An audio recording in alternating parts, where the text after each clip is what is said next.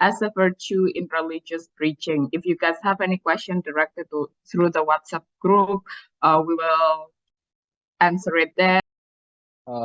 Check, I'm audible. Yes, you are. Okay. Setting up timer. Okay. POI preferences through voice, which just unmuting, but please do not spam. I'll give you time. I'll give you a chance to giving a POI when I have time, right? So I'm going to start my speech in 3, 2, 1. The first thing that I'm going to do is set up, right? This debate is exactly about traditional monopoly versus corporate retributions or corporate CSR to begin with. It means this is about the worlds when under our set of the house, we support about the competitive market when there is no big entity that trying to monopoly, but we have multiple companies, multiple UMKM that try to compete each other, selling their product and offering different services comparative to you that focusing on how you try to giving a feedback for society, even though this company already gained and monopoly a lot of resources and you simply giving feedback to them through scholarship, for example, through infrastructure to unprivileged communities and so on, right? But second of all, understanding the context of most problematic things in capitalistic or economy world is exactly the monopoly in itself. Why? Because where people have no capacity to build their own business and they have no capacity to, for example, the idea of retribution of or giving feedback to big company imply predatory pricing when they can simply lowering in order to kill local UMKM in order to gain all the customer and all the resources to begin with. This is the reason when you are basically UMKM or even local businesses that have less budget to start and you simply lose in the competition because they imply the predatory pricing, all the consumer goes to them and you have no chance to win at all. But second of all, understanding that on your side of the house may argue that scholarship can be equalized or creating balance because now these kind of people have better education so they can compete. We don't think so. Why? Because in most cases, when you are become a part of a certain of a big corporation university, for example, you have an obligations and contract to basically work for those of corporation in the next 5 years, for example, right?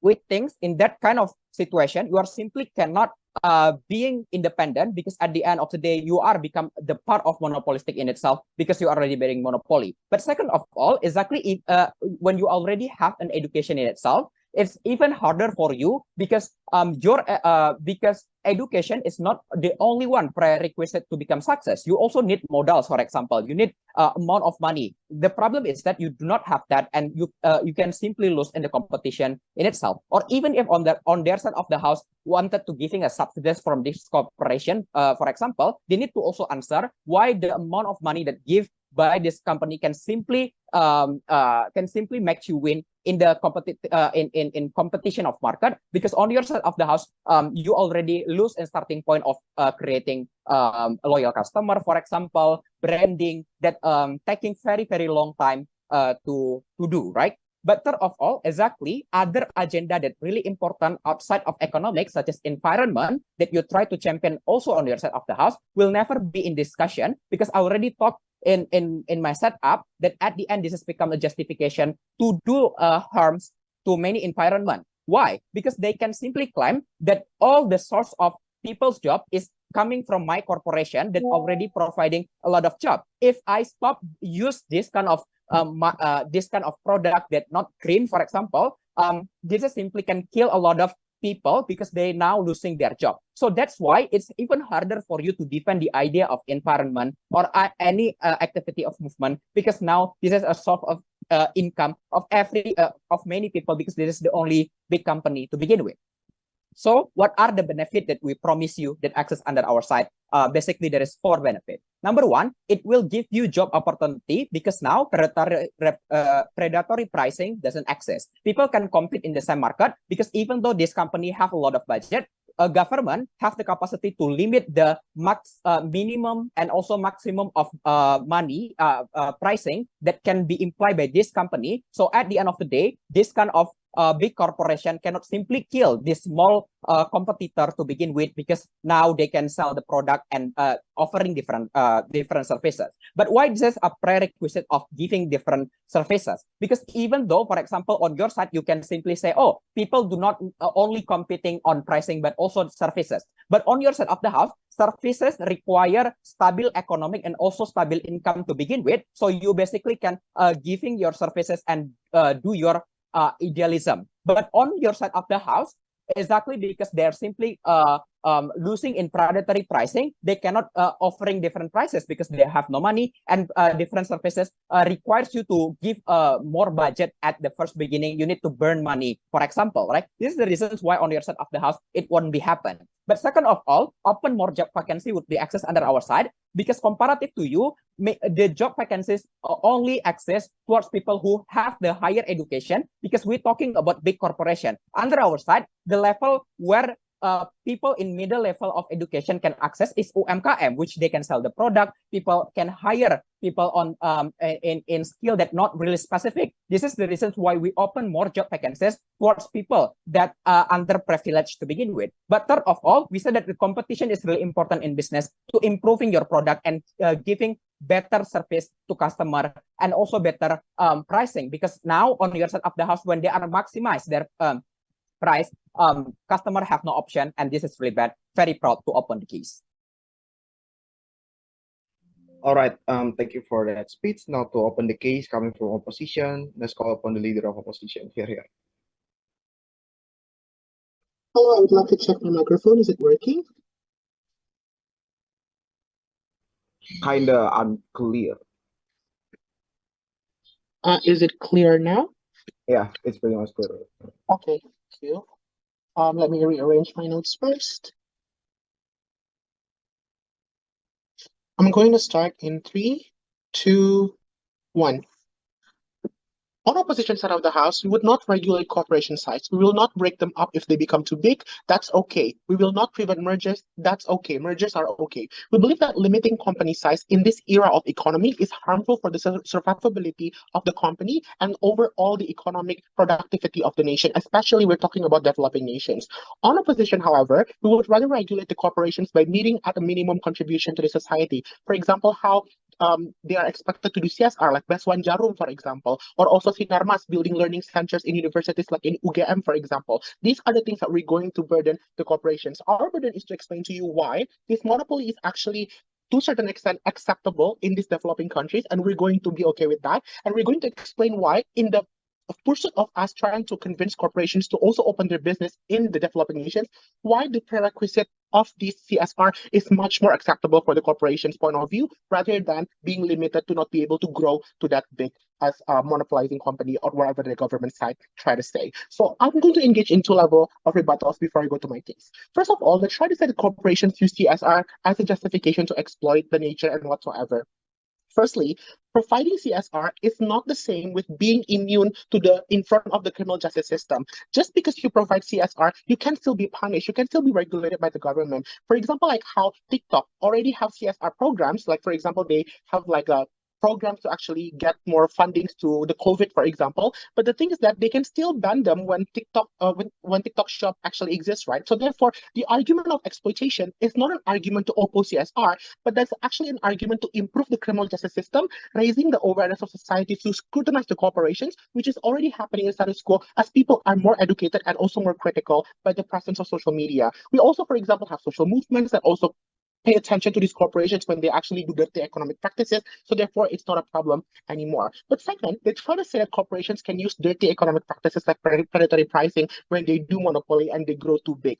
We don't think that's actually necessarily true because predatory pricing and other kind of dirty economic tactics is by default self-killing. It is a double-edged sword in the very first place. So yes, it kills the competitors, but it also kills your company if you cannot get more money to compensate for the money that you burn in the process of predatory pricing itself. The thing is that it's very speculative for you to actually engage to this scenario if the money that you're going to get to compensate the loss is not certain yet. So therefore, corporations will not just automatically resort to predatory pricing simply because they want to kick out their competitors, because they also have to think about how it's going to actually damage their economic capacity at the end of the day. So go to the case of oppositions, right? Other things will be engaged in my arguments. So first of all, why anti-monopoly policy is harmful for the corporations and probability and also the economy as a whole, particularly as developing nations. What we posit from opening opposition is that economy of developing nations particularly heavily relies on the existence of corporations because the government cannot do everything on their own. They have limited capacity. They rely on the corporations to provide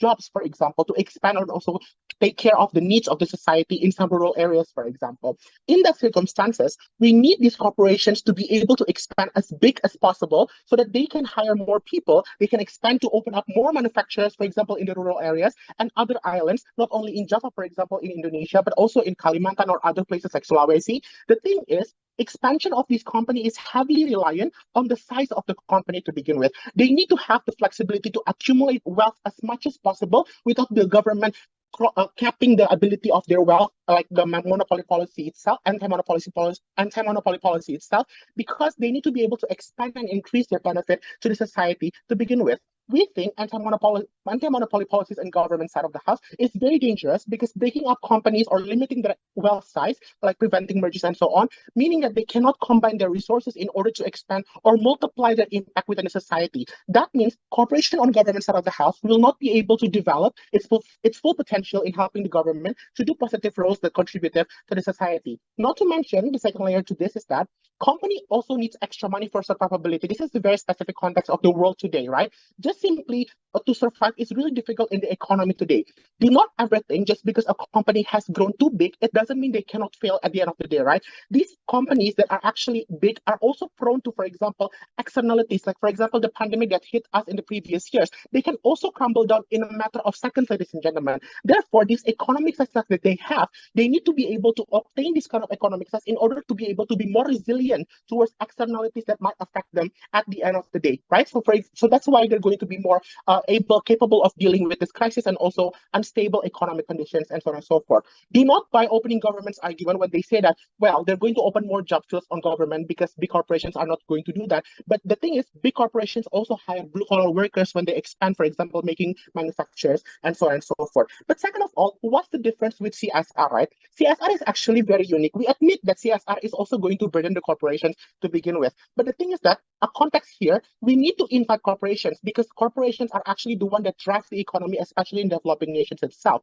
Which the question is, which regulations will foreign corporations, which is more likely the one that dominates the economy in the developing nations, are going to be more willing to accept in these developing nations when they want to come to developing nations, right? We think they are going to be more okay with the prerequisite of CSR rather than you being anti-monopoly to them. Why? Because yes, CSR is burdenful. You have to spend a lot of money, but the thing is that is not a loss. That is actually an investment. Yes, you have to spend a lot of money for example, building infrastructure or scholarship and whatsoever, but these people that you help right now can also be your market in the future. So that's actually not a loss, but rather an investment to actually gain more market and so on and so forth. For example, by you also in building infrastructure, it actually also helps your distribution of goods, for example, to actually be cheaper as well. So that's actually why they're more likely going to accept the CSR prerequisite rather than accepting this anti-monopoly policy. So in government side of the house, because the corporations just cannot bear their corporation size becoming limited by the government, they're not going to come to developing nations, which means that they're not going to be able to provide the benefits the government cannot actually have. Not to mention, we think that CSR is also important because in some developing countries, the corporations are the ones that can actually touch the rural areas in the very first place. Lastly, trade-off. What if the monopoly of two big firms actually going to happen, right? First of all, just because we do not limit monopoly doesn't mean there's not going to be any competitions. We see how, for example, Bluebird can still be outcompeted by Gojek and status quo right now, even though there's actually a really huge gap between them and also different starting point, but that can still actually take place as well, right? Because market is actually not homogeneous. Market actually has different kinds of preference and types. So therefore, there's actually a chance for new corporations to also topple down the existing or to be corporations already. We reject the notion that monopolizing corporations will automatically be evil, because the consumers' awareness is also increasing day by day by the existence of social media, and they're going to be more critical towards these corporations, even if they got too big. So that's why we oppose. All right, thank you for that speech. Now to continue, let's call upon the Deputy Prime Minister here.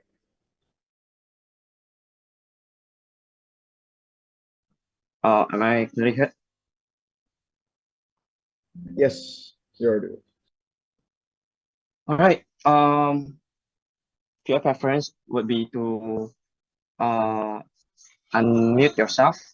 I will be reading it.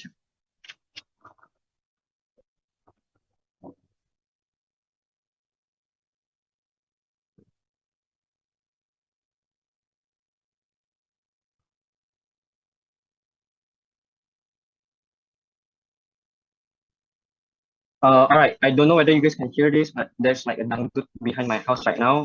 So if it has reached a certain annoying phase where you cannot hear me clearly, just let me know that I will stop my speech and pause my timer.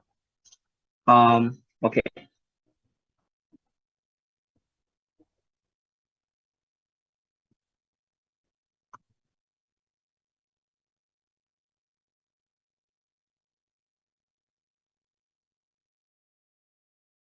Have to wait until it's God's time for you to be healed. Or for example, when you are laid off by your boss in your company, for example, because you're mistreated, you just have to be patient and wait for things to change.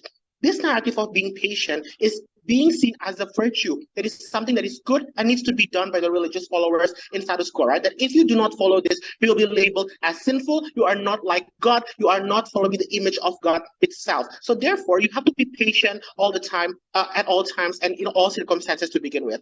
This is a narrative that we regret being taught in religious teachings, in Sunday services if you're Christian, for example, or in sermons in mosque if you're Muslim. What we want in opening government is patient to not be labeled as a virtue that is something that has to be done by the religious followers. What does that mean? First of all, it is okay for people to not be patient. It is okay for people to express their emotions when they're disappointed, when they're actually not accepting any injustices in status quo. They want to, for example, directly clap back and whatsoever. But second of all, it's okay to not also rely on God's timing. It's okay for you to take matters to your own hand. As a disclaimer, this debate does not mean on opening government we are anti people of being patient. That's not the case. Of course, there will still be people being patient on our side, right? But this debate heavily emphasizes on the religious teachings itself, on what kind of belief you are going to shape your followers, on what should they do, should they face injustices or should they face problems in status quo. So that doesn't mean there's not going to be any people who are patient in our side of the house. So having that said, I'm going to raise two questions in my speech. First of all, why is this teaching inherently, no thank you, I said through chat, or why is this teaching inherently a harmful indoctrination for people to deal with life itself? I would like to first contextualize that we are talking about religious teaching in this debate, and what does that mean? In this context, the ones that listening to these teachings are actually religious people or somewhat people who are believe in religion itself. That means this is the kind of behavior that are expected to be done all the time at every circumstances. That's something that opposition has to also defend. So they cannot just speak and just, oh, sometimes I'm going to be patient, or sometimes it's okay for me not to be one.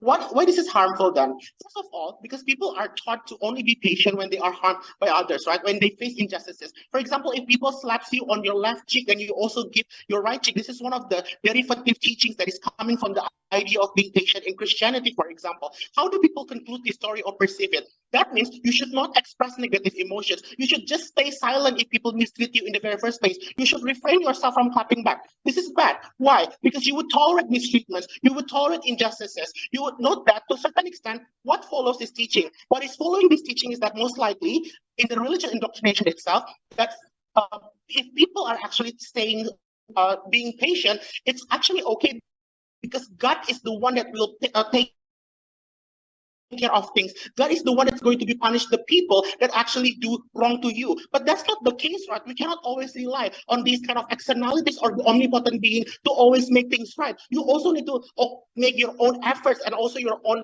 actions in order to actually face up these injustices at the end of the day. But second of all, people are also taught to rely on God's timing as a derivative narrative of this kind of teaching. That every problem that they face will always be related to God's designing everything. That's why you just have to be patient and wait for God's timing itself. If you don't win a competition, for example, instead of evaluating what went wrong in the competition, you will just believe in the notion that, oh, maybe this is just not God's time for me to win. And that's exactly what people are actually going to believe. This will make you as a person that does not grow, because you're not going to become better with this mindset. You're only going to rely everything is actually based on the idea of God's timing itself. Comparatively, what happens on our side, right? First of all, people will not just be sitting patiently, prettily for miracles to come and help them. They will try to solve things on their own. If they are mistreated, they will try to report it. They will try to seek for help. They will try to advocate it instead of just sitting pretty. But second of all, they will also not see all failures or problem that comes to their life is just simply based on God's timing. Therefore, they will evaluate and see what is wrong. They will have the incentive to find the mistake and fix it so they don't repeat it again in the future. So that's what we expect to happen in the outcome of opening government. But before I move on, any question? Yeah, in CO, we want to ask what is then your counter narrative inside government? What are those other virtues that you would like to put against these patients that is a virtue? Yeah, listen to my setup. I already told you that people are going to be tolerated to actually release their negative emotions, or also they are going to be okay for them to not just be patient and wait for things to change. It's okay for them to take matters to their own hand. The point is, we're not going to normalize or put this idea of patience as a virtue that people have to always do all the time in whatever circumstances that they're going to face. So go to the trade-off, right? What if people becoming impatient just because there is not going to be any indoctrination for them to actually always be patient? First of all, we don't think that just because people are not told to be impatient, people are not told to be patient, they will just be irrational and harm others immediately, right? There is still other incentives.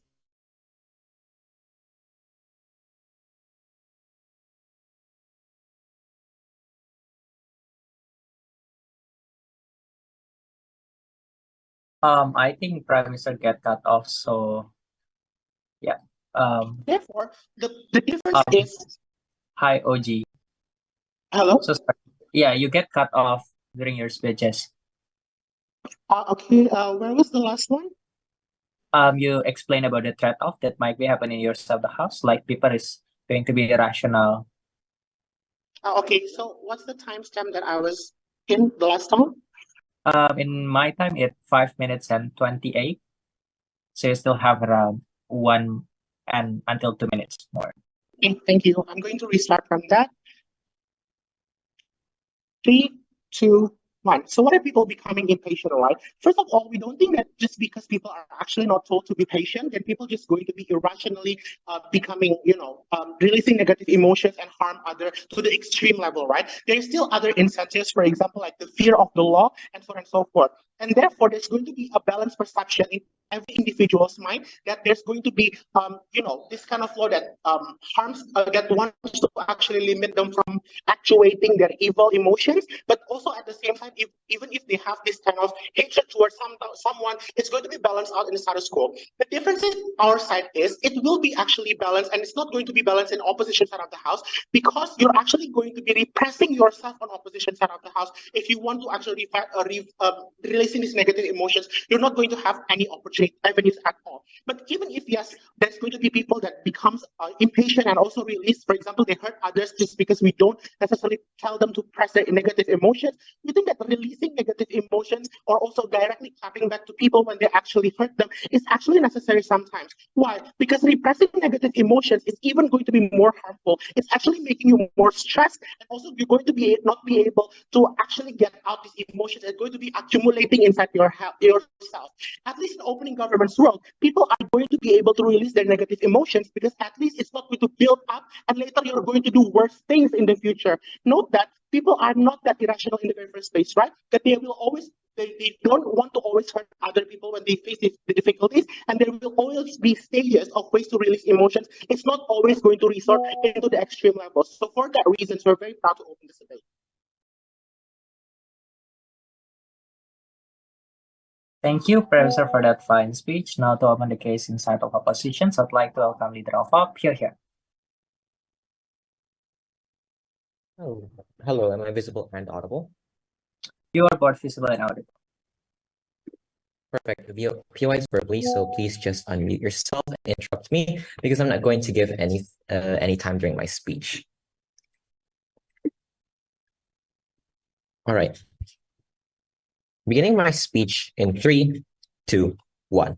Whatever you do, work at it with all your heart, as working for the Lord, not for human masters. This is a very famous Bible verse that Christians use to describe how human beings need to work hard and need to pour out our heart into whatever we're doing. But I'll give you another example. In Proverbs that state, those who work their land will have abundant food, but those who chase fantasies have no sense. This means that religious preachings and values never push us to not do anything. OO's case about how being patient means that you will wait for God's miracle doesn't make sense as it's literally our worst case scenario. But panels, on top of my speech, let me contextualize what this debate is supposed to be about and how the world on OO looks like. This is a debate about the merit and values of patience, specifically in religious preaching. So what are the major values that we find in this religious preaching, right? Like love thy neighbor, help one another, kindness, self-control, hope, right? Those are all core values of religion that religion preaches to their followers and the general public. If you truly look at the nature of these values, patience is always going to be a part of them. This is what it means to say that patience is a virtue. If you didn't get what it meant from OG's case, you're not alone. Why? Because PM didn't even contextualize fairly.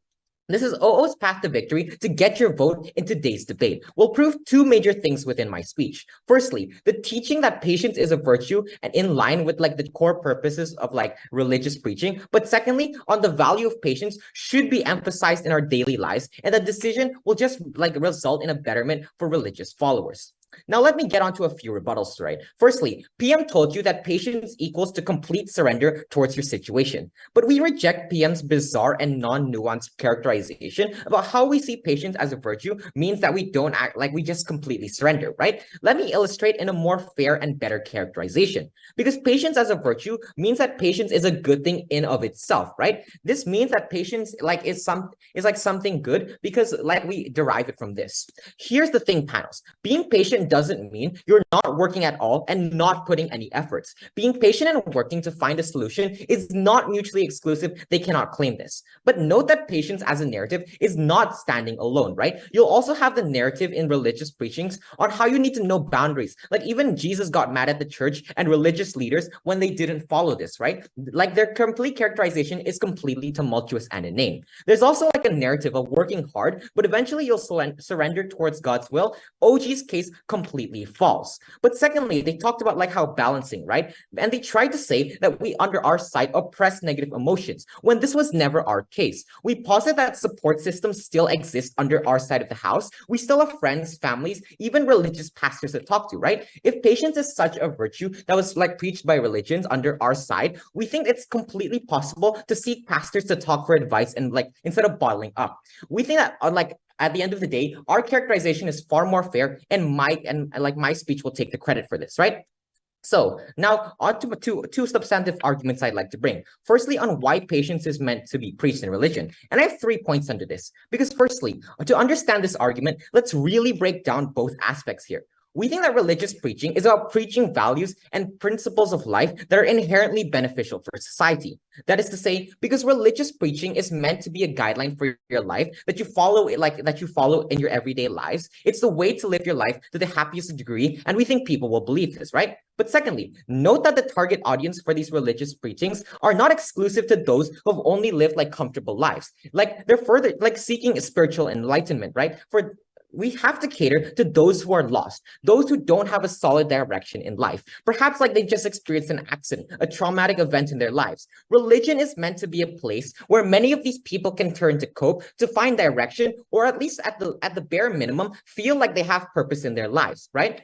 And note that we cater to both of these aspects simultaneously. But allow me to further break this down to you, because understand that literally all other virtues in religion and life are intersected with patience. Literally look at things like quote unquote love one another, right? Part of the 10 commandments, because relationships aren't always going to be smooth sailing. And when the time comes where it comes like push comes to shove and it gets difficult, you have to be patient instead of just breaking up and hating the other person. But that's exactly the world that government is proposing. This literally goes for all other virtues. They're all interconnected. But before that, is there any engagement from CG?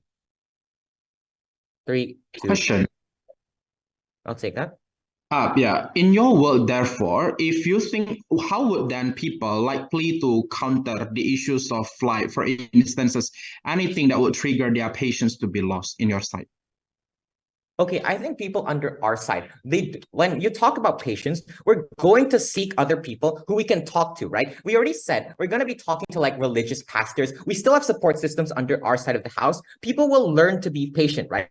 I don't quite understand what this POI is about. In government bench, you lack both of these aspects because you decide to remove patience from everything. Note that when you also remove the basis from every other virtue in religion, like spiritual guidance that everybody seeks, they have to prove why patience is not important, like things quote unquote love one another in order to win this debate. And like at the end of the day is the only side that can prove to you why we cater to the principles of religious preaching and the fundamental layer of virtues. OG cannot do this. But second argument, right? So why does patience actually benefit us in our everyday lives, right? So let's talk about a few aspects here. And firstly, like for example, if you're hopeful towards a goal, but we know that this requires patience. Let me really illustrate what this looks like, right? Because it's like spending long hours of work to get a promotion. Like note that under proposition, there is no sort of benefit that you can achieve in like a week, like getting a promotion. You're likely to stop working hard in order to get this promotion because you think that you're never going to get it. Meaning that under proposition, you're going to be blindsided by short-term benefits because patience is no longer considered a virtue. It's not seen as something that you should just 100% persevere, right? And also note that this doesn't just cater to like this aspect, right? As I told you earlier, it also caters to those who don't have like a 100% sense of direction, right? Because if patience is the derivative of all other virtues, then patience is the most important one to have. If people even if people only pick up like patience from these religions, we think that like by extension they pick up all other virtues that can and like perseverance. So the comparative here is that we're the only side that prioritizes and cares towards the long-term benefits because of how patience is seen as a virtue, meaning that individuals aren't just going to give up on something just because they don't see the immediate benefits that come from it, right? Note that this is an exclusive benefit, right? We're the only side who can prove that we cater to vulnerable people instead of throwing them out without any advice whatsoever. At least under our side, our worst case is still better. So for all these reasons, so proud to oppose. Thank you, Leader of Opposition, for that fine speech. Now inviting Deputy Prime Minister. Here.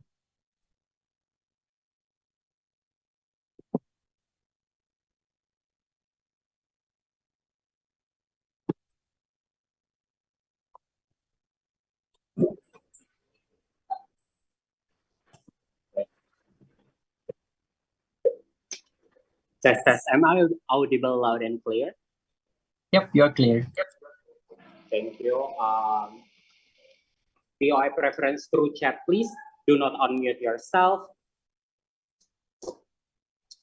The thing that I said here only for the purpose of the debate. So yeah, I'm gonna start my speech.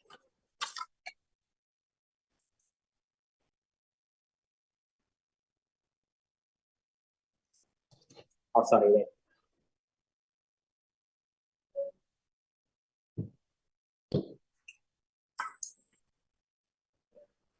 I'm gonna start my speech in 3, 2, 1. Ladies and gentlemen, it's so easy for opening opposition to come to this debate by saying populist things, right? They say that in our side, these people is also will be patient and also do some things if they don't like it, right? We already stating from the very first beginning that in your side of the house, you need to define that patient equal complete surrender. Because if your patient is only half-half, then you already assisting the feeling of doubt of God. Because patient in religious preaching equal waiting for God's timing, right? This is why we think it's very important to opposition to engage with the case that my prime minister already well established on how, for example, you are in a very difficult situation or even you are vulnerable, then you need to stay patient, right? Opening government, very simple. We say that patience as a virtue in religious preaching is not needed, right? And we don't have to burden to answer what other virtue that we want to defend, right? We only debating whether or not the emphasis of patience is a virtue or not, right? So we say that the emphasis of patience as a virtue is very complex and toxic toward the followers. Why? As a virtue, it means you need to do that. It is something that makes you religious. It is something that makes you content as a followers. That the religious preaching will tell you. As when you have a moment of you disregard or negative emotion, you need to passion. They will always talk about you toward that, right? And we don't think it is really, really good currently. Why? Number one, before that, let's engage with open opposition, right? First, they talk about the core of the purpose of the religion itself is in line with the patient and itself, right? We think that it's not always goodness doesn't equal becoming a virtue. Opening opposition have a burden to explain to us why then patient is one of the kindness that this religion promotes need to be a religious preaching. Because panel, the reason why patient becoming one of the virtue right now is because religion see that the followers start questioning, for example, when is the God's timing? They question that, right? This is when the decision of patient becoming a virtue. But we don't think it's a strategic move for this religion either. But two, they talk about the promotion case. We think that get promotion, they say that no patient and we will not hard work, right? No, we think that to get a promotion in work, for example, it is situationship, right? You have other incentive, for example, money or even other things that makes you want to work hard in itself, right, ladies and gentlemen? Because in opening government, the moment we are aware, we're gonna work on it, not only waiting for God's timing, right? But to be clear, in our side of the house, still there is a people that patient, ladies and gentlemen, but it comes naturally from them. My point is that every single person have a different degree of patience. By this emphasizing of patient in a virtue in religious preaching, this will universal and make standard of patience in other people also, ladies and gentlemen. Because why? First, we say that it is very harmful to the vulnerable actor. For example, women who are living in patriarchal society, when they told to be patient when your husband is superior and do domestic abuse, for example, but because religion preaching tells you to be patient and your husband is the man of the family, this is why you need to suck it up and also accept that, right? Or even a simple case, for example, like a woman being caught calling and you then saying that it's okay, I need to be patient, it's okay, right? We think that a lot of things becoming a virtue makes the follower question every decision that they make, which is we think that it is not good. Because why? Because humans are imperfect, ladies and gentlemen. By teaching emphasize patience as a virtue, which is a goal as a follower of religion, that means you will be more insecure. The moment you do other good deeds, for example, you already help other people, but there is something that bother you and you say that this is not patient, that's the moment you become insecure. You are questioning, are you devoted enough as a followers? Meanwhile, you already did other good deeds, but this patient is something that you cannot hold. Because sometimes there is also people that cannot hold their emotion. They are bored, less patient, right? We think that's also a proof why there is a lot of human difference, right? When we also question, what if you are trapped in a toxic relationship? Should you be patient or not? We think this is also very, very important to be answered. Because why? Because every single time as human, when you are in a situationship and your family told you This is okay. You can seek help for others, like your family. But what if your family also told you it's okay? This is God's way. You need to be patient and you need to okay in a toxic relationship. When others people also tells you that, but you cannot do that, we think that's a very bad implication because you will diminish and you will also can erase other good deeds the moment you think that you are not patient enough at yourself, right? Yeah, sure, Cheo. Okay. Within that two, let's talk about why then virtue is something that exclusive and higher pedestal by human itself. We say that it should become from your within yourself and not becoming a religious preaching, ladies and gentlemen. Because why? It is not very achievable for everyone. But even if in the very base case of opening opposition, it is achievable, we think that this patient no longer becoming your main, this patient becoming the main parameter, right? By becoming a virtue, that this is mean other good deeds or other good deeds in religion teaching will be less likely to happen. For example, as long as you are patient, but you didn't do other things, that's perfectly fine. We think there will be a comparison under status quo also in itself, right? We think this is really bad, right, ladies and gentlemen? This is why in opening opposition, in opening government, we regret the emphasis of patience as a virtue, because in religious preaching, will be seen as the only thing that you needed to do, and will direct people, the vulnerable people, for example, the Black women, they need to accept they are being discriminated just because of Black, and this is why there is no file in that we're more than. Thank you, DPM, for that fine speech. Now I'd like to call upon Deputy Leader of Op, Pia. Am I both visible and audible? You are both. All right, Pia is verbally pronounced she/her, answering my speech in 3, 2, 1. It's been 21 minutes down the bench, and OG has never actually given you to a clear metric as to why all of their arguments stand. Because note that we've literally proven to you that patience is something that exists in all layers and aspects of life. That in life, in most cases, you never actually get what you want in the very first place, because you can't just have everything you want in life. Under our side of the house, at least people actually understand this and can deal with this. A few clarifications and strategic mistakes I like to point out then. Ora et labora, a very famous preaching on how prayer should be followed by hard work. Note that this is the reality of the world that we live in. Let me ask you, have you ever heard any verse in the Bible, Quran, or even in Buddhism and Hinduism that specifically tell you that patience means that it is a complete surrender? Note that this is incredibly bizarre. See, both me and Ian want to get into WSEC, and we know that we have to be patient, but doesn't necessarily mean that we won't work hard and join competitions and just surrender, right? Let's take out OG from this debate. For OG to actually be able to win this debate, then they need to prove two things which they've actually failed to prove in their speech. Firstly, on why the moment when you are patient, you will suddenly lose all of your capacity to be rational at all.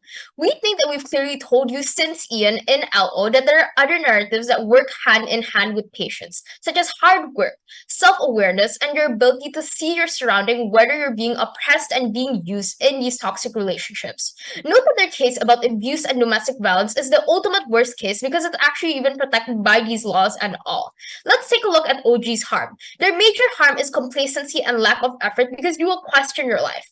Panels, questioning about life doesn't mean that you won't do anything. We believe that religiosity and your religious journey is not a linear path where you won't have any sort of questions or doubts. OG has to tell you that patience hampers your ability to have rational thoughts that you are oppressed. OG has never told you any of this.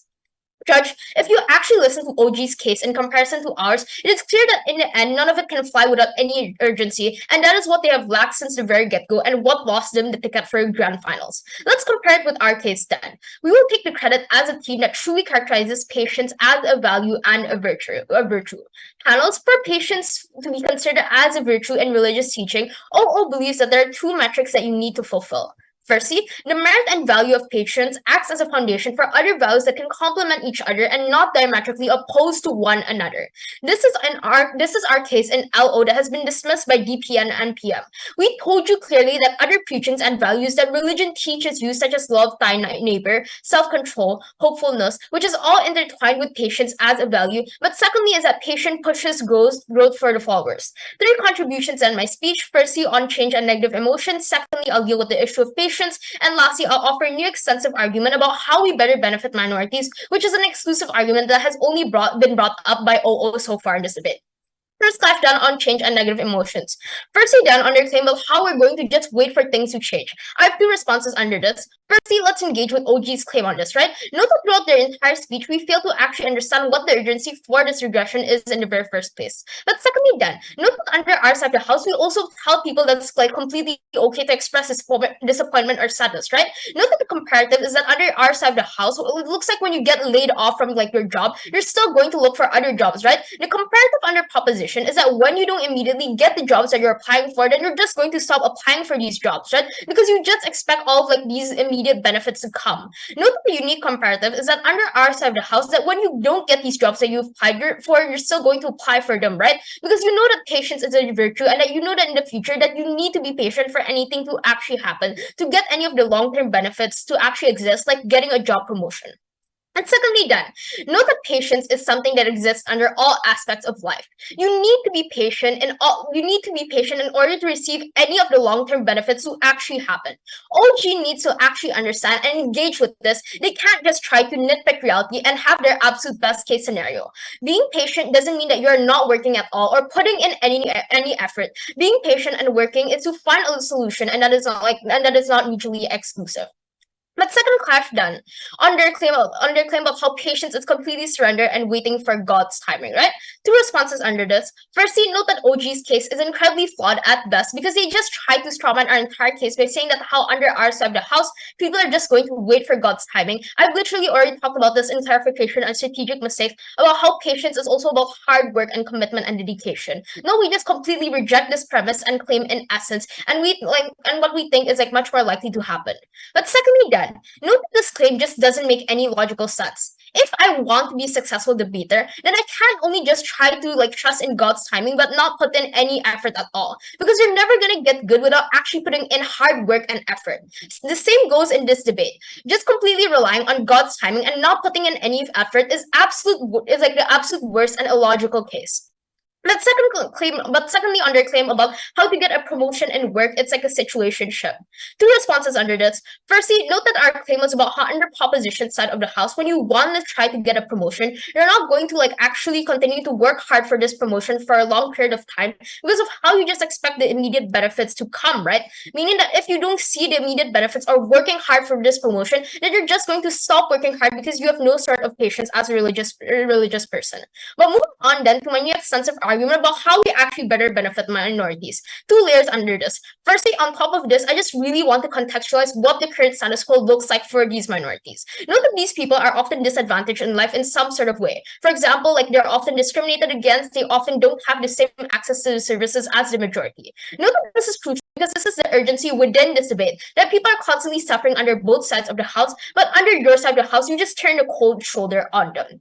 Secondly, note that when you've been oppressed for so long, you will likely feel that you're inferior to the average person, and you matter less. You're a lower part of society. We think that this is an extremely unhealthy mindset when you're approaching your everyday lives because you're making every single day a chore, something that bothers you since you wake up. And note that's something that harms you is far more likely to linger than short-term happiness. Our argument is more important. If I'm treated like a lesser every day, I'm going to remember that more than if I'm working to improve. The amount of happiness does not balance the amount of distraught. Now, what's a comparative? Note exclusively under our side of the house, when we preach patience as a core virtue, it's something extremely important to these minorities. When your life is perceived as miserable, religion is the only hope that can give you the will to go on. Obviously, life cannot be all up forever. It can't always be on your side, so patience is the only way to give enough hope to push on in the very first place. For the sake of actually catering towards the minorities and helping the most vulnerable in our status quo, vote for OO. Thank you, Dilo, for that fine speech. Now to open the closing half debate, I'd like to welcome member of CUP. Here.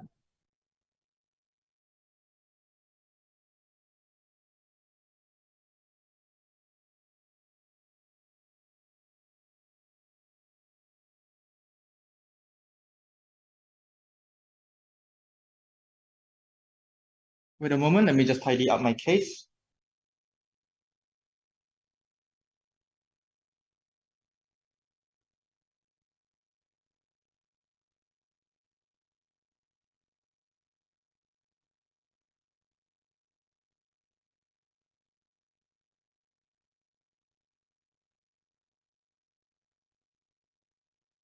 Okay, so I will begin my speech in 3, 2, 1. Closing bench.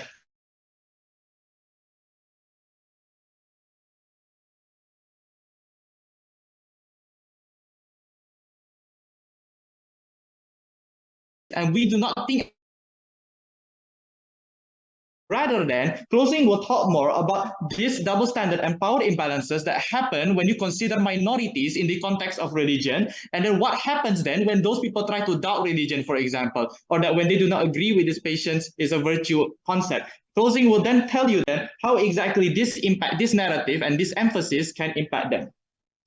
But first, off the top of my speech, some bits of clarification. The OO keeps trying to push us, that saying that we're trying to say that patience is bad. But remember that our burden was never to discredit patience, right? We never said patience was a bad thing.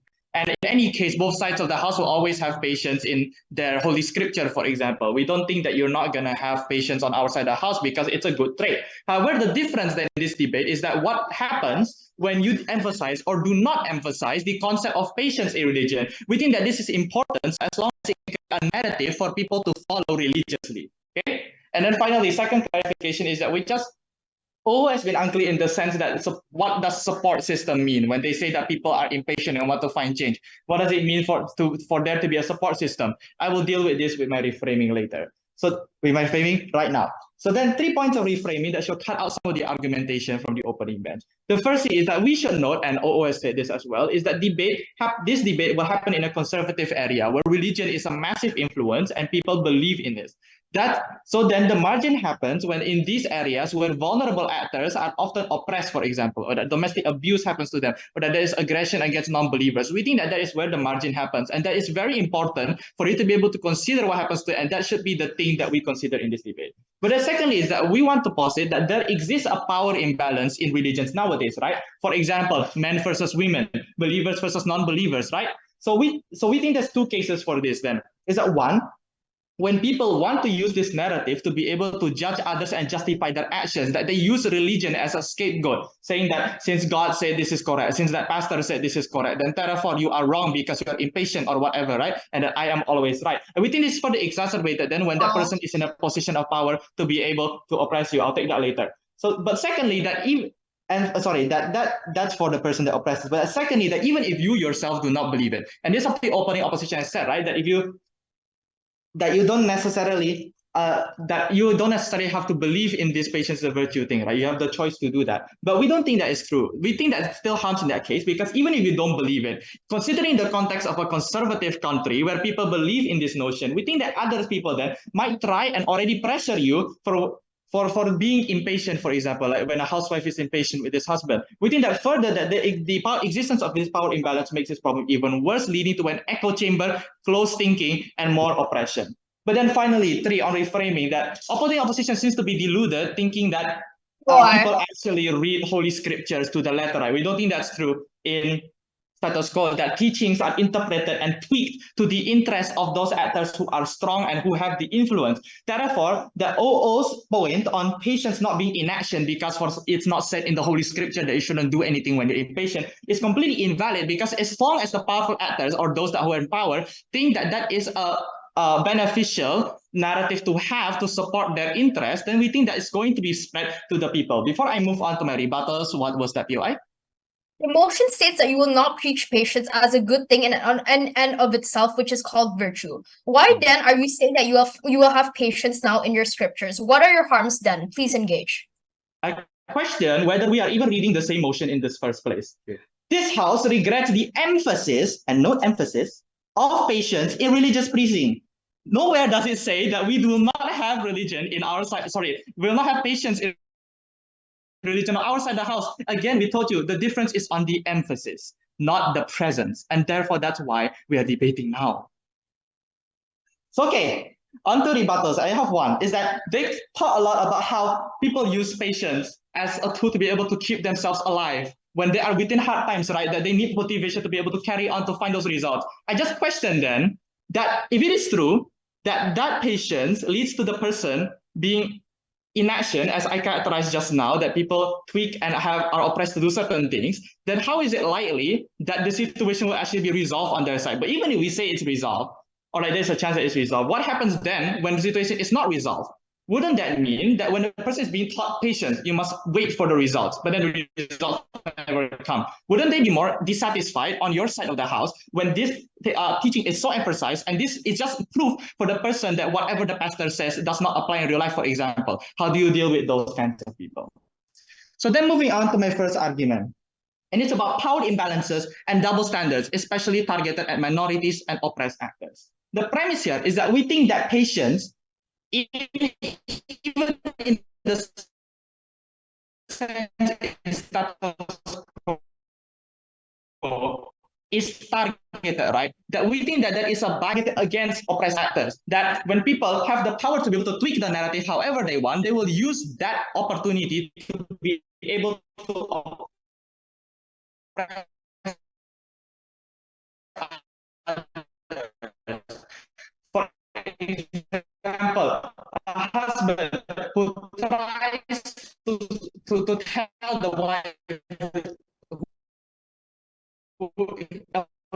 for example, says that you are engaged and giving you whatever. So then the wife is now manipulated and is oppressed by her husband, the actors who are in this place. Like if he's in a very really conservative country, we think that the actor that's more likely to be supported is that patience is the virtue, that patience should be put on a pedestal. We think further exemplifies that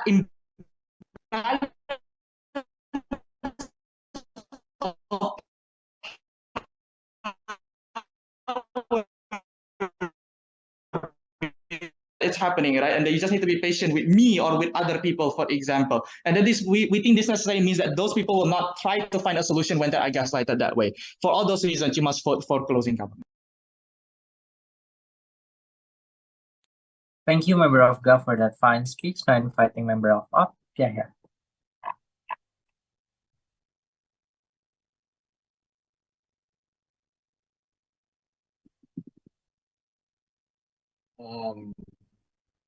Sorry. I don't know why.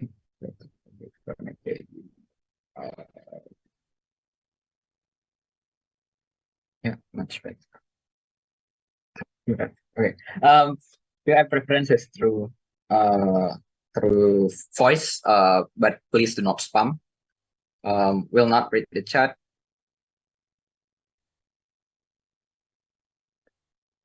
Okay. Oh yeah. Recording in progress. Since this is basically talk about religious stuff, and I'm coming from institution that hold religious value, I just wanted to say this is not my personal intention or representing the value of my institution, for example. Yeah. So hidup Muhammadiyah. Just kidding.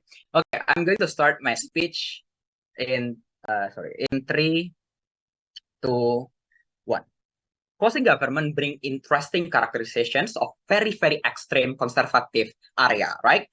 We will done with this very worst case scenario, but we will prove exactly in that condition, you have to be patient, because on their side of the house never explain to you why in the comparative, suddenly religious interpretation would be goes help minority, for example, would be directly help and rising up all the victims from this kind of problems, right? This is problematic on their side of the house, because on their side of the house, because you are minority and you have no power and you are not patient, you have no capacity at the end to cure your feeling, and at the end to feel at least calm in your life. Your life will always in anxiety and depression. We think this is really bad, right? Because under their side of the house is the problem, the interpretation. We question how the interpretation suddenly good on their side of the house. We say that exactly under our side of the house by passion is access. But second of all, they trying to say that, oh, we still have passion in another way, but not but do not need to be emphasized.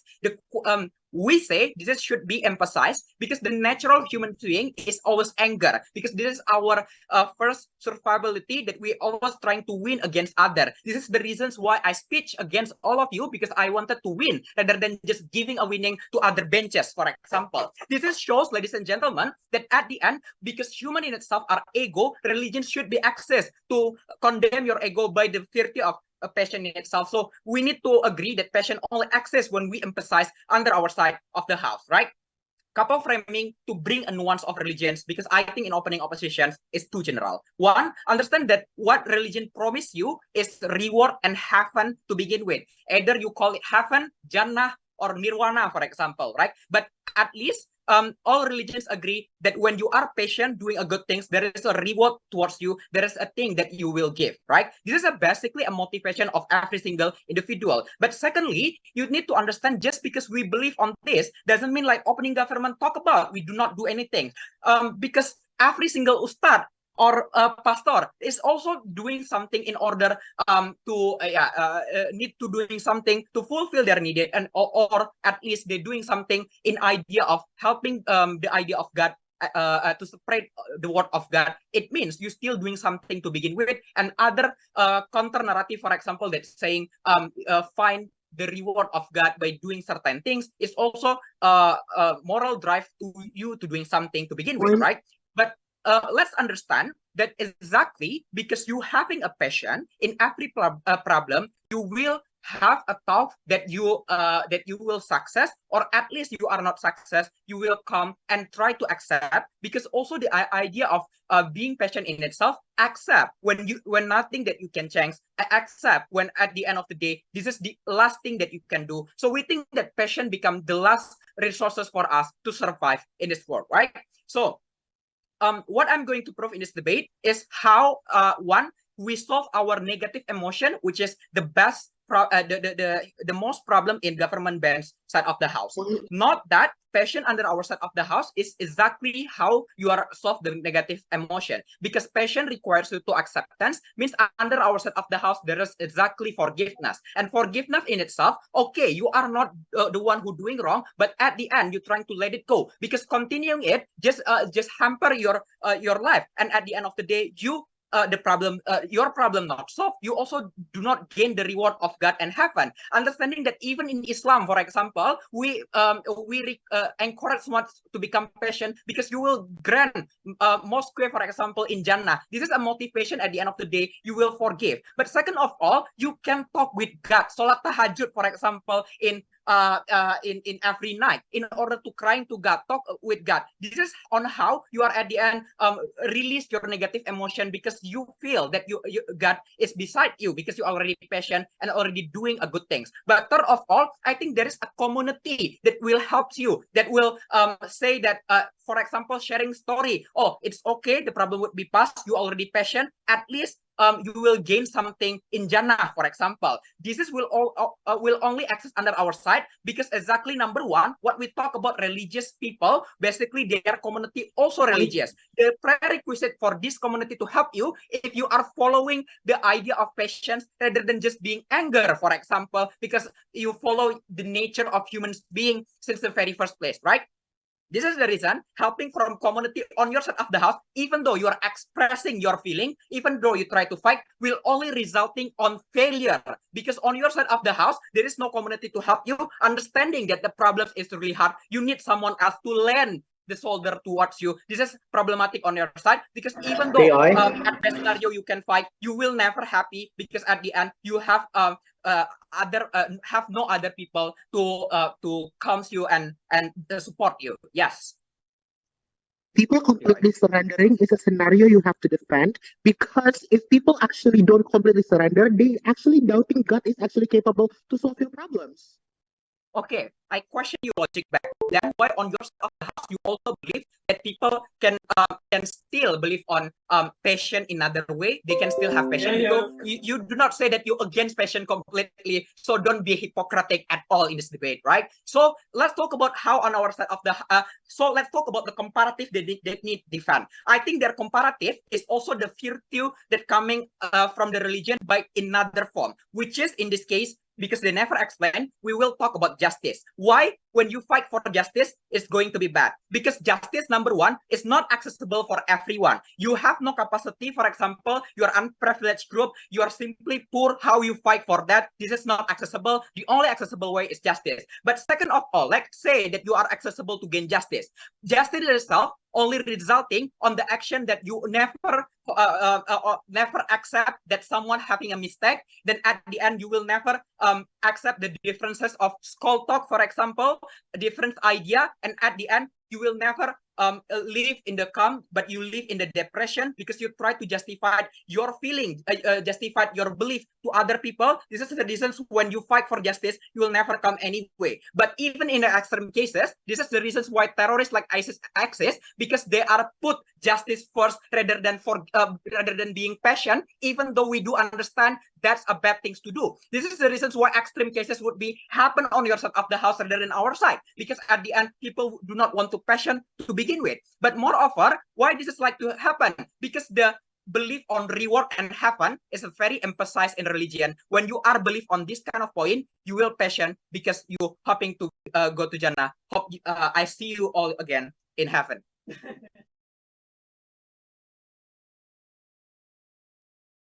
Thank you, member of opposition, for that fine speech. Now inviting Gafwip. Yeah.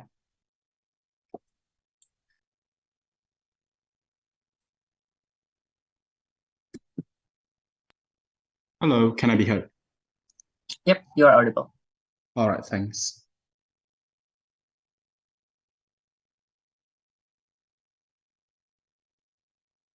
Okay, sorry, I will just set up my own timer.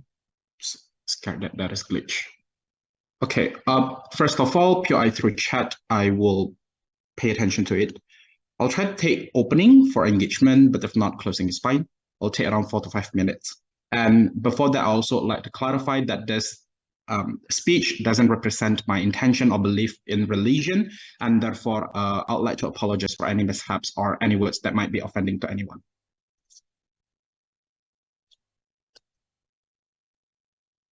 Having said that, 3, 2, 1. For this debate to materialize, I need first to kick out CO, because I think that CO debate in a way that is very extreme, and therefore it makes the debate insensible. 3 things that they brought. First, they argued that in order for you to get that religion and patience, you are supposed to just pray, because right now the world is very extremely conservative and against you in all favor, and therefore what you can do is just to pray and eventually be calm.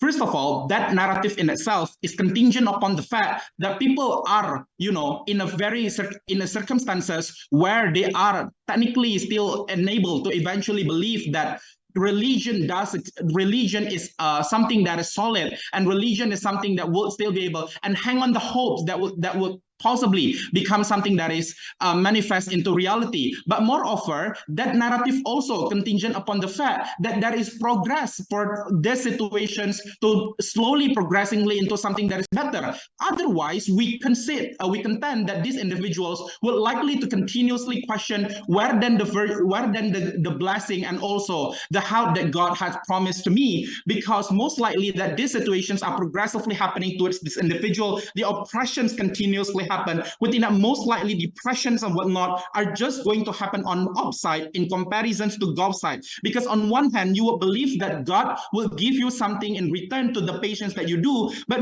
realistically, in real life, you are continuously oppressed by the people that are close to you. The fact that your husband hit you, the fact that your parents-in-law are probably oppressing you, the fact that your neighbors and whatnot are probably against you, and so on and so forth. We think that this clash of you between what you believe in and what you're not are going to only cause you depression. How you then going to move out of that is that most likely you will detach to the religion insofar you're able to give you material and something that is realistic relief and happiness, even if that means temporarily, because you are already suffocating, you will leave the religion. That is the reasons why on prop side, we believe that this is much better on our side when you don't put religion as a virtue. But second of all, they argue that, well, and technically this is a little bit similar to OO, is that you need to have a hope that something will happen in the future. And I have already argued that hope is something that cannot manifest into the tangible benefit to how then you and there is no like arithmetical measurements to when it will come in reality and whatnot. So what you need to explain then, how then individuals will have the infinite trust and also patience to continuously believe in the religion, and why then it is a worthy trade-off comparatively on CG when we told you that individuals are likely to suffer even more in that regard.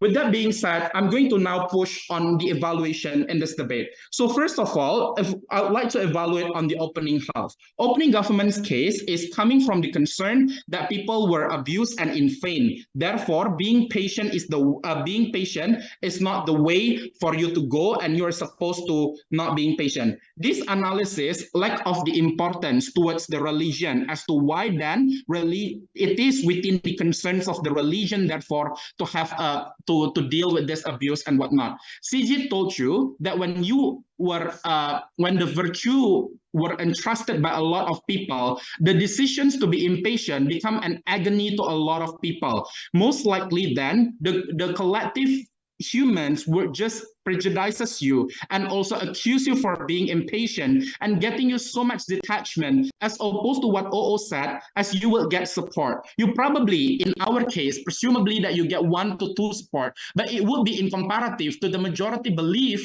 of individuals that come to church together with you, for example, to believe that what you do is something that is sensible and logical, because when this is a virtue, then most likely to individuals that do not have the similar problems with you wouldn't have that proximity to understand what exactly you feel, but rather to think more pragmatic onto things, for example, that, I still have to believe that's a virtue because that is something which would make me go to the heaven, for example, like what CO characterized, right? That is the reasons why we think that people are likely to prejudice you as opposed to help you. This then will make you as a person become weak because you don't have the support system like what OO taught you in their speeches. Next, they say on OP and especially OO, patience is correlated with any other virtue. First of all, let's just strip off these cases. I don't understand how you would then mechanize this issue too, and how judges would be able to evaluate this case as a promising arguments, because by not putting patience as a virtue doesn't necessarily mean that you would not be able to emphasize other morality. For instance, you are still able to confront people, but still leaving some certain degree of kindness towards them by not being that radical and not by like ripping off their rights for their future life, for example, but rather just giving them punishments, for example. I think that some certain degree of virtue will still be there by individuals as opposed to what characterized by the side of oppositions. But before that, I'm taking OO. Yeah, we already told you since OO that whenever patience is taught, it always comes with like the teaching of hard work. So why is it that we don't have progress under our side, in addition to the hope that our situation will get better to motivate them? I'm not saying that you are not getting better. What I tried to say is that when you are getting better, but then the external features that affected you, for example, your husband that are eventually very messed up, for example, wouldn't likely to be better.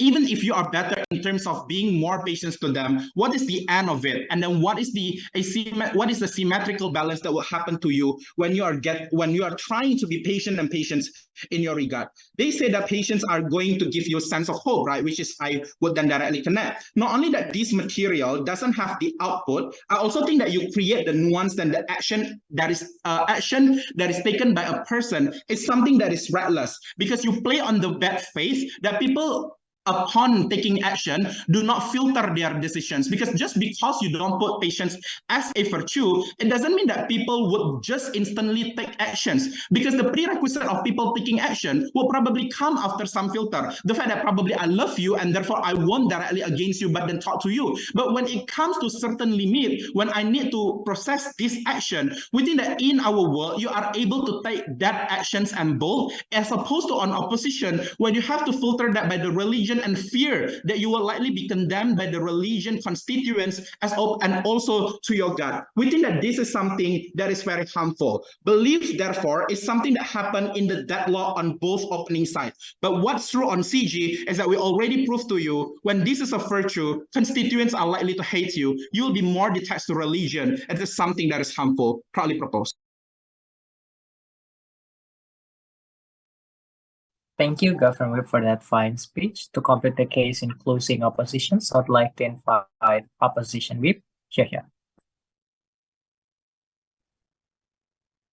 Am I clearly heard? You are clear. Okay. If you have preference, write down in the chat. I won't be. I don't want to. I don't want anyone to just unmute them because I think it will kind of distract the flow of my case. Yeah. Same thing with everyone. My case is not a reflective of my personal opinion, especially since it's religions. I'm the least competent person to talk about religions. Yeah. Before I start my speech, I would just like to give a quick shout out to everyone that have been supportive of me and Vicky and joining competitions, especially those in Angelic debaters group. Yeah, shout out to them. Oh, and one last thing is, in case anyone wonders what is Tarka Nusara, and yeah, why we choose this as our team name, freely go to IG and search Tarka Nusara there. Your questions will all be answered there. Yeah, that's it. Just a small promotion. All right.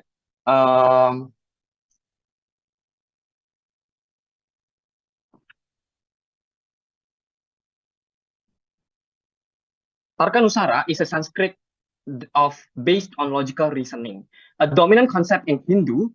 This shows you that there are actually other kind of counter virtue existing in religions, but you need to understand, panels, that under all those kind of virtues, it is going to be useless if you don't preface it with patience, because patience in the foundation is the foundational virtues by all type of virtue, and all type of virtues can only run when you preface it by patience. Oh, I have told you about this, and CG agree that this should be scrapped. Yes, we also agree because there are several weaknesses in terms of technicality. We are going to show you further in my case.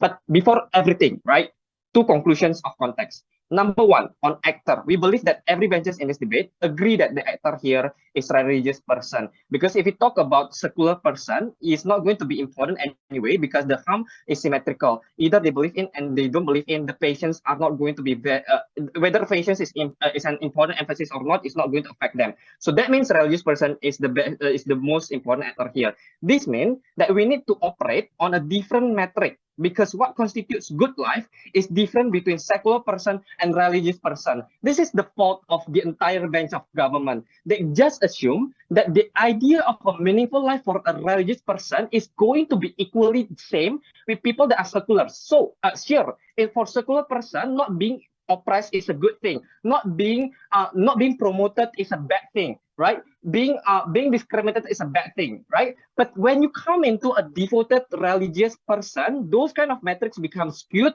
because exactly they grow up with the idea of accepting harms is something that is going to grant you a place in heaven. It's going to give you, and it's going to be able to make you living a virtuous life. That is something that has been overshadowed by the entire government. I'm going to show you why this is important in my weighing. Number two, the second context that everyone agrees is that patience still exists in government, right? Sure. But when it's not the main emphasis, you need to understand that it is only one of many options of virtues to adopt in dealing with an issue.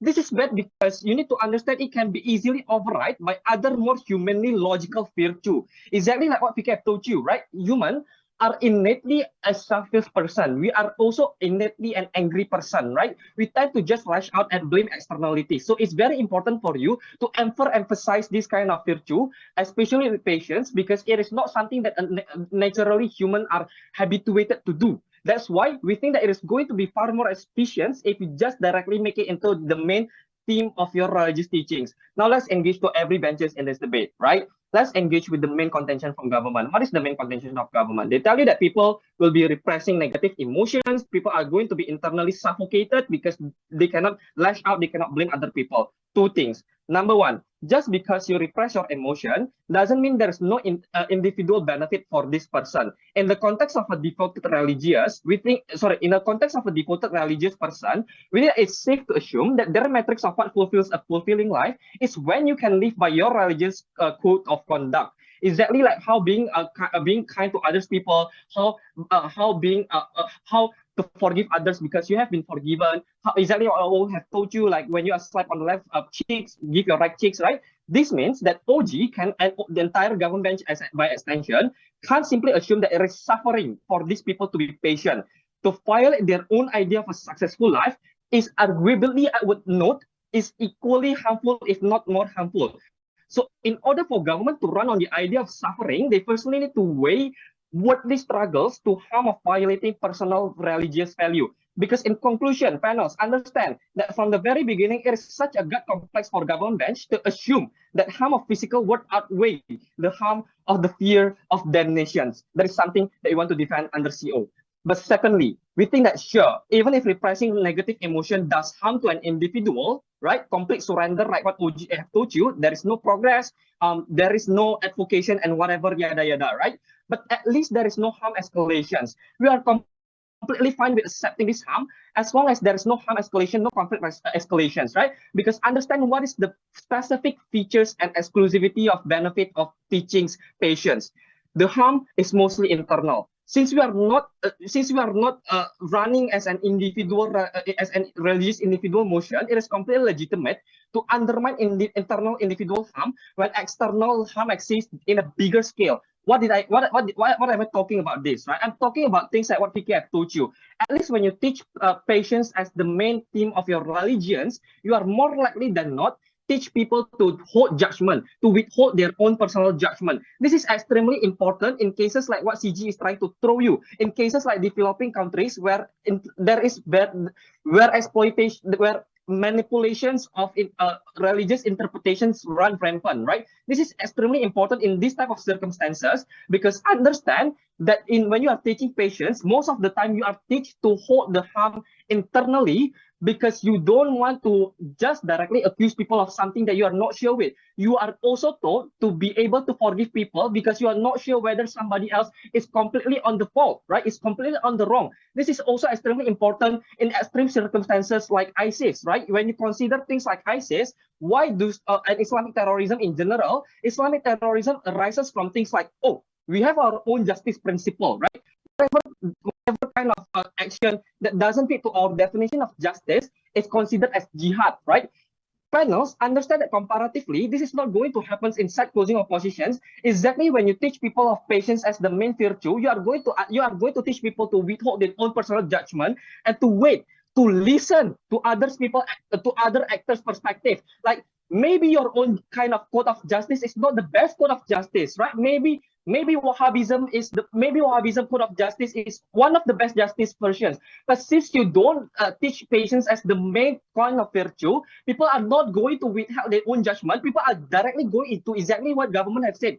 They are going to directly blame externalities. They are going to say that this kind of system is fucked up. Let's create changes. Let's create justice, right? This is something that will never happen under CO because the moment, for example, you teach this kind of concept of justice and patience is the moment, for example, these kind of things will never run rampant. So what is the conclusions in this kind of debate? Two things. Number one, is justice available under government side? Yes, it is. It is widely available. But since justice is a completely opposite kind of virtue to what is naturally human tendency to act on, we believe that this kind of existence is not going to be meaningful because it's going to be easily override by other type of virtue. But second of all, okay, does harm exist internally? Sure, it exists. But two things. Number one, we think that you cannot simply be a god and deem that, oh, this type of harm is bigger than this type of harm, especially within the context of religious person.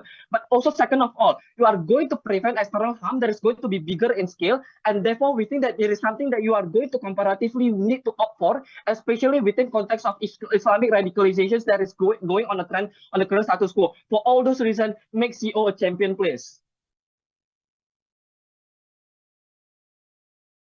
Thank you, Opposition Whip, for that fine speech that marked the end of this debate. Thank you so much, everyone, for the great debate. I believe after this, for the announcement of the winner will be announced by the ORCOM. Hi, am I visible and audible? Clear. All right, perfect. POIs verbally, so just unmute yourself. No preferred gender pronouns. So yeah, I won't be giving time in my speech. So if you do want to POI, please just interrupt. So 3, 2, 1. Around the world, and no matter in which nation they reside in, live under a system of dictatorship, a dictatorship known as sisterhood, shackling them to the issues of women who suffer on the other side of the globe and catering to issues that don't even affect them in the first place. The world that Proposition wants to prevent is one where women result to a band-aid solution to cope with their struggling, rather than dealing with the true systemic issue that causes the struggling in the first place. Now, let me get onto a few rebuttals here, because firstly, note that their entire case was about women empowerment, right? And note that this argument is extremely shallow, because they never gave any real justification on how you put these women in power. They just said that it would happen, but allow me to invite you to reality. I encourage you to use your imagination, because the idea that women are one and together means that you have one person advocating for all of the women around the world. You pick and choose one woman, you effectively say that this woman is the one who suffered the most and should be the most powerful, right? And the issue here is that these women will be advocating about what they suffered and not about what all the women suffered. Not like the issues of women that exist on the other side of the globe, but the issues that they themselves suffered. So if you want to push that they're like the policymakers, they're the ones who like push people to make policies that support women, they're only going to be supporting the women who are alike them, not all women, and that is not feminism. But secondly, note that how like their entire case can be summarized into women being together. And we don't see how this flies when the issue that you're dealing with in the first place are the issues that you don't even suffer from. They never truly dealt with my POI. I'd like to call them out for this. But even so, we still have family. We still have women who are alike like us as a support system. We still have togetherness. You can't just go out and say we are just alone, right? So let me clarify something, right? And OG failed to actually characterize what solidarity and individualist feminism is. So CG will take the credit for sacrificing my time. So let me do this, right? So sisterhood relies on a global stance where all women around the world are expected to fight for the same united cause under like the generalized term called sexism. Those in Afghanistan are forced to fight the same issue as those in America. Under Proposition, though, we believe that women should follow a more individualist feminism stance. That is to say, women will focus on the issues that they themselves face based off of urgency. But note that this doesn't mean that we don't have family or other similar women, right? They cannot say we don't provide any safe place to express yourself. This deals with the entirety of OO's case.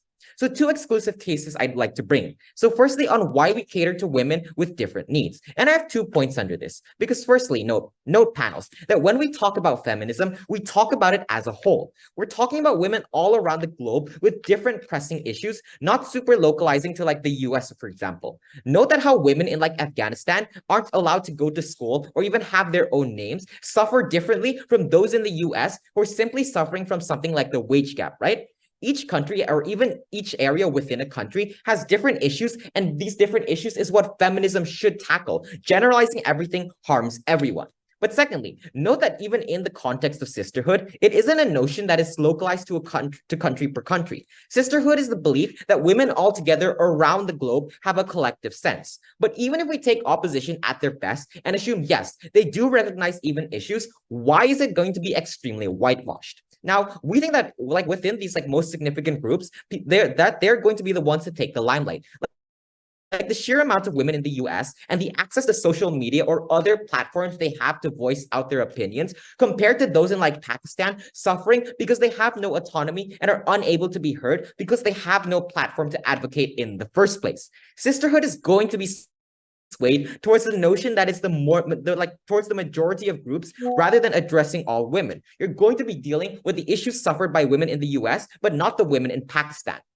The impact here is obvious, that under your side, you have the complete inability to cater to everyone at the same time. You don't stand by feminism, even though it's something that you boldly claim that you do, right? When you only focus on one specific group. Sisterhood is the idea that there is solidarity between one group, not everyone.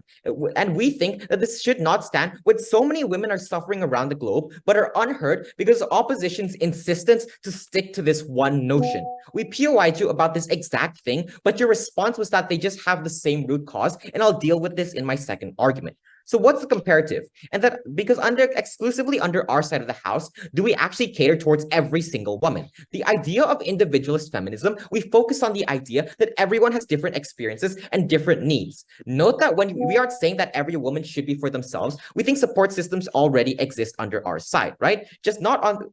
Now, note that this argument is also the most crucial in this debate, because no matter how many women join the movement, the fact that it doesn't even fight for you in the first place completely invalidates the entire thing. Only in member of government do we actually reveal to you and bring you a positive case to deal with the pressing issue of catering to everyone, right? OG failed to do this, and we think that every other team failed to prove to you why this change will occur. But second exclusive case then, on why sisterhood becomes tokenistic, right? So I have an analysis under this, because note that the entire notion of sisterhood and the status quo is extremely shallow. Just saying that we should be together is extremely tokenistic as a form of feminism, but what they just fail to do is to actually consider the real systemic issues that lie behind. Note that the objective of feminism is to gain equality and justice for women in a patriarchal society, right? Where women are constantly seen as less and worth less compared to men. Simply saying that we should just stand together and help one another is extremely superficial. But when you actually deal with the patriarchy or the ways that women are marginalized because of policy and oppression, no other team has proved this to you, and why CG takes this, right? So what's the impact?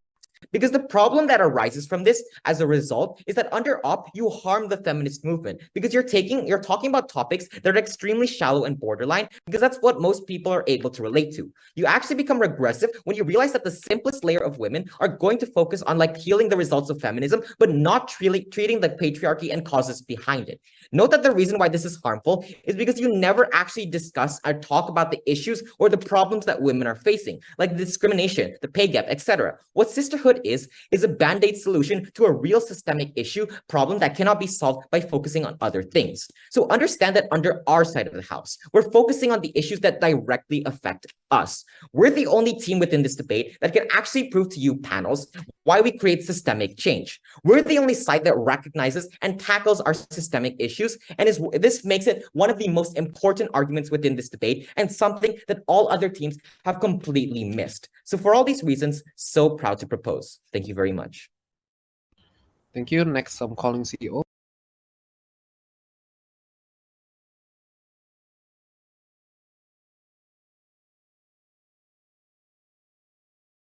Okay, am I audible? Clear. Okay, so my preference of POI is that you just unmute yourself. I'm not going to look at the comment section. I'm going to start my speech at 3, 2, 1. Hold on. So first of all, I like to give some rebuttal to the OG and the previous team. First of all, I think what the OG says about sisterhood is coming from man POV. OG says about expectation of solidarity of sisterhood, differences background, and difference of effort that the woman should put. But we believe that there are no requirement of being in sisterhood except being woman. Difference of background, effort, contribution doesn't affect the sisterhood itself. Therefore, we strongly believe what the OG said on the sisterhood is irrelevant. Furthermore, sisterhood doesn't have to be defined in such major ways, such as, oh, you have to go to the protest about sexual harassment because your other sister experienced it. But as a woman, in a sisterhood, we could give support in a different way, not only just go to the protest itself. And then the OG also said about this burden about women who are pushed to tell about their sexual harassment story, but I think it's unclear because nobody told them to. We have to ask who actually demand the detailed story of what happened during sexual harassment. Oftentimes it's just a police or just like a random curious netizen, and there's no sisterhood who push them to tell the story when they're not ready. Oji also said that as a woman, we have to prioritize our own safety rather than have sisterhood feeling, because our response is that women often can meditate on safety. We have to stand together because unlike men who given a stronger physical body by God, women oftentimes unable to protect themselves. So how women actually tackle their daily struggle in life? They stick together. They stick to each other. The problem we tackle is not something like the CG said about like global problem about discrimination and like women being constantly underpaid. Let's just talk about something simple, something that we have to face on daily life, something that women have to struggle in every single day. In every culture, not only in like America or like India or like Asia, women are constantly being sexual harassment or just like being compared to men, making them feel so little. And we believe that sisterhood is the answer of those problems, simple, but we face them every single day. So and then I would like to continue that we see sisterhood as a collective sense of unity, purpose, and solidarity among women. All of the sisterhood aspect exists for a woman good being. So for so many decades, even centuries, women are known to have closer bond rather than brotherhood. Why? Because women needs it. Relationship happens because of mutual feeling, none of which feel burden. It brings support to women, creator often said as emotional, soft, and delicate. State that sisterhood provides understanding men can provide. So how our mechanism about sisterhood works? First, sisterhood doesn't exist in the government house. Since sisterhood doesn't exist in the government house, it would deal with the bond, the unity between women, something natural, something the other people can control except the person involved. Why we want to deal with emotional support? No, thank you. Emotional support for women. When a bond is so important like a woman's, like a human basic needs. If sisterhood doesn't exist, women are not unified as before, making the risk of competition higher. For example, compete for a man in such a little way, harming each other. This won't happen if the concept of sisterhood exists. If sisterhood exists, they doesn't feel the need to turn with each other for something irrelevant. In my previous example for men. No, thank you. Now that the CEO talks about feminism, women in Afghanistan have to fight like women in the US. While feminism fight for human equality, sisterhood is the idea of solidarity. It's more like a bond, it's more like a relationship. While they say that sisterhood is shallow, it's something that we need because, as I said before, it's something that we face or struggle daily life problem. It doesn't have to be like, oh, there's a sisterhood. There's in this whole world, there's only one woman, one voices. No, it doesn't work like that. And then UI? Yes. We still have friends and family and women alike suffering under our side of the house. So why is it that we don't have bonds and support systems? Okay, so I would like to say that sisterhood comes from similarity. Let's just say ibu BKK or like women who suffer same condition. So even if they have family, they have friends, but there's not always people that understand their situation because they don't face the same condition, the same struggle. If women tend to stick with each other who are similar to themselves, so therefore they have more, even relatable, more support system. And then, okay, so do you see?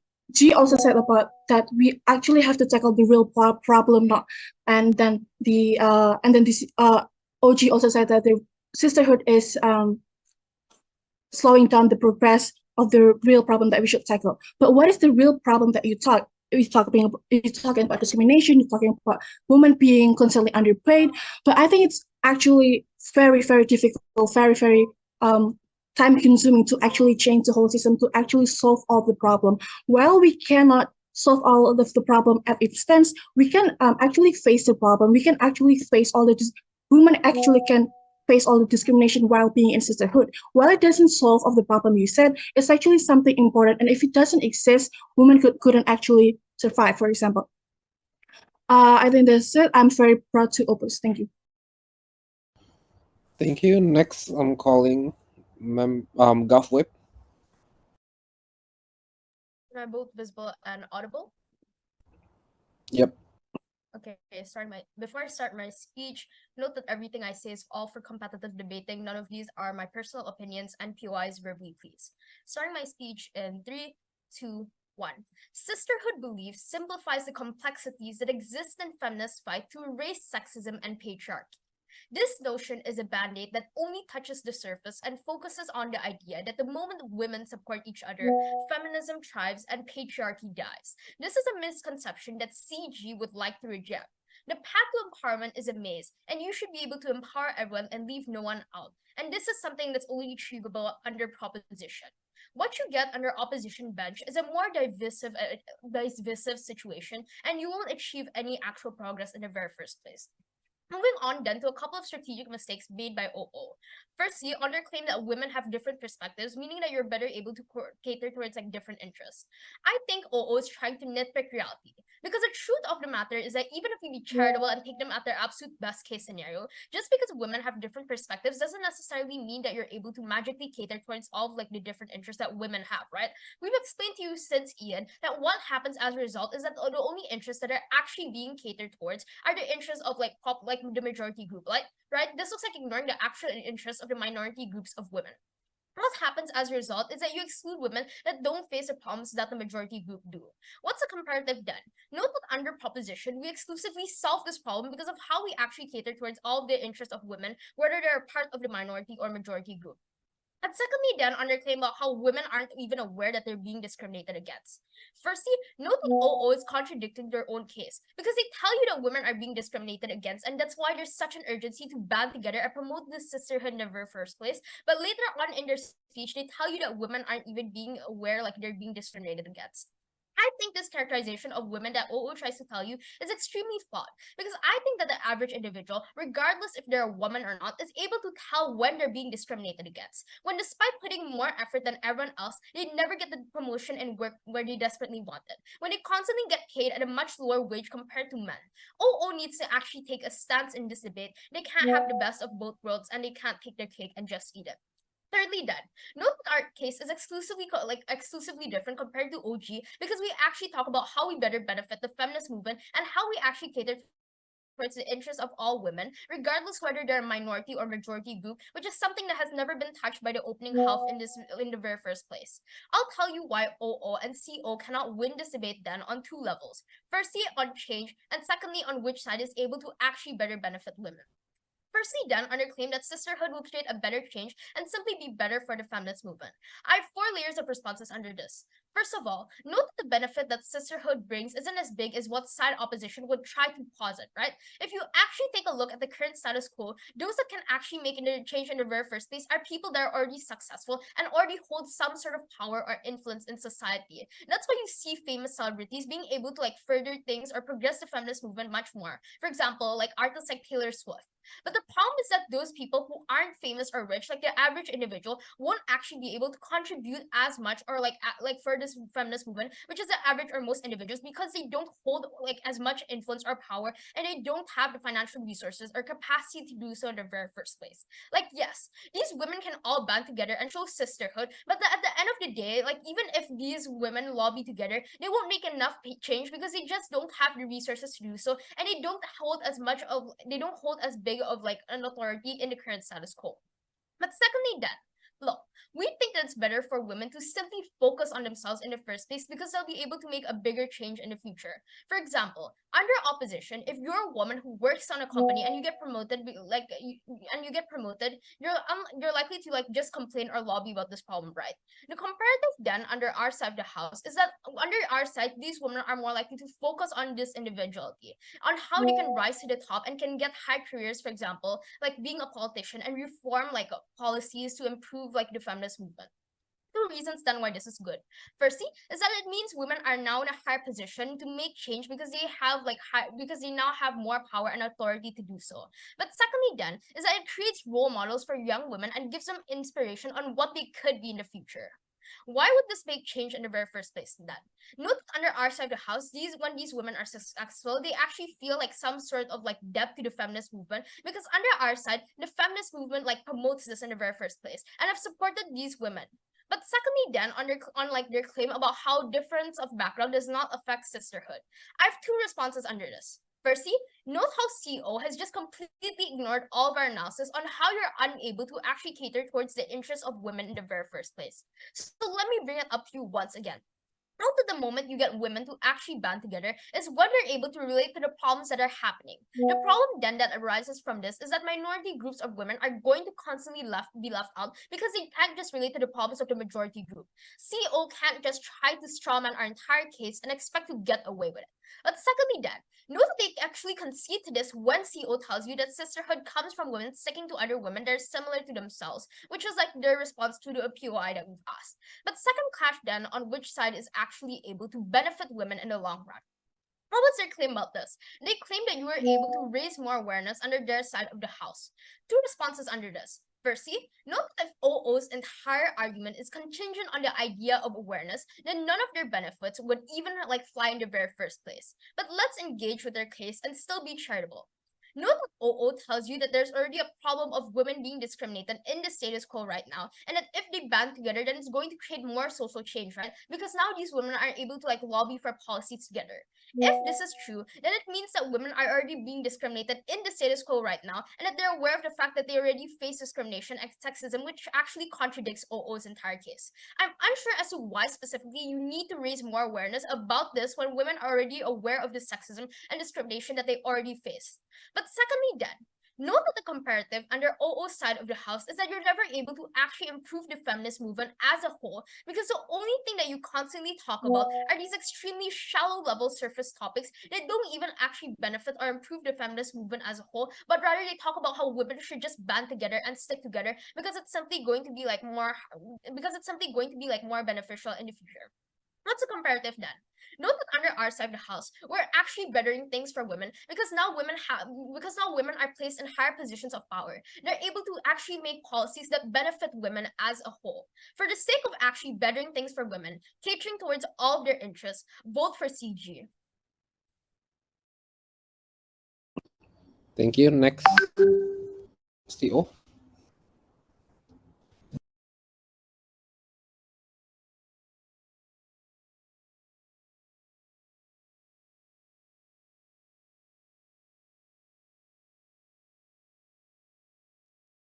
Okay, I'm going to start my speech in 3, 2, 1. So I'm on Legilis, by the way.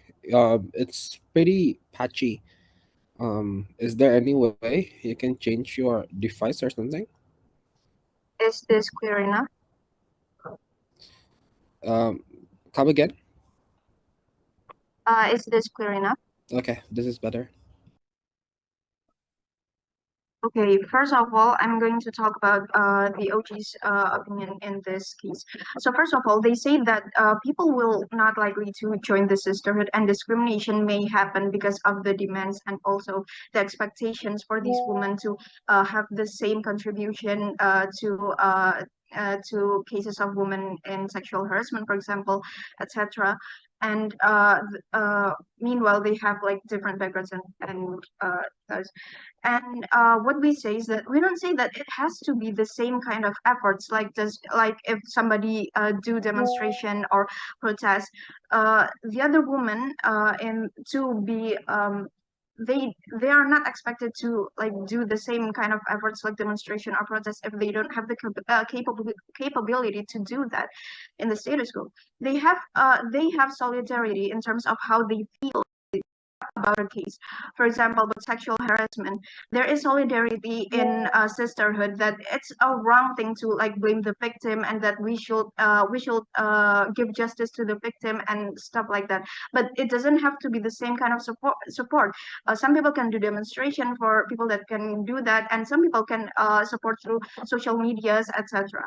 And there is, like my first speaker said, there is no requirement in joining sisterhood except being a woman.